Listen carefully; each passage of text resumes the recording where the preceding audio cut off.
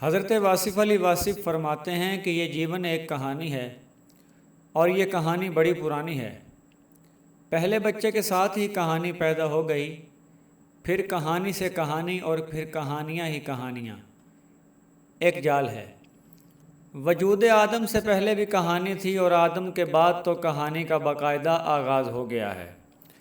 کچھ پوری کہانیاں ہیں، کچھ ادھوری، کسی کا آغاز نہیں، کسی کا انجام نہیں۔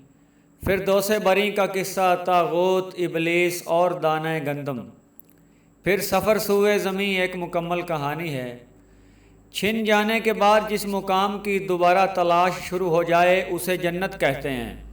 انسانوں کی اقسام کی طرح کہانیوں کی بھی بہت سی اقسام ہیں، جیسا کہ مختصر کہانی، طویل کہانی، جنسی کہانی، اخلاقی کہانی، مذہبی کہانی، نہ بھولنے والی کہانی، بس کہانی ہی کہانی ہے۔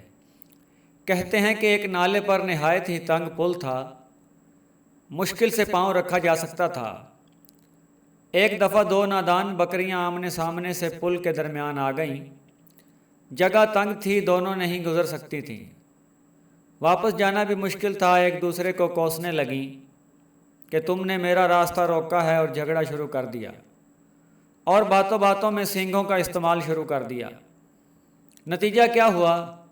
دونوں دھڑام سے نیچے گر گئیں۔ کچھ دیر کے بعد دو دانا بکریاں پھر سے آمنے سامنے آ گئیں۔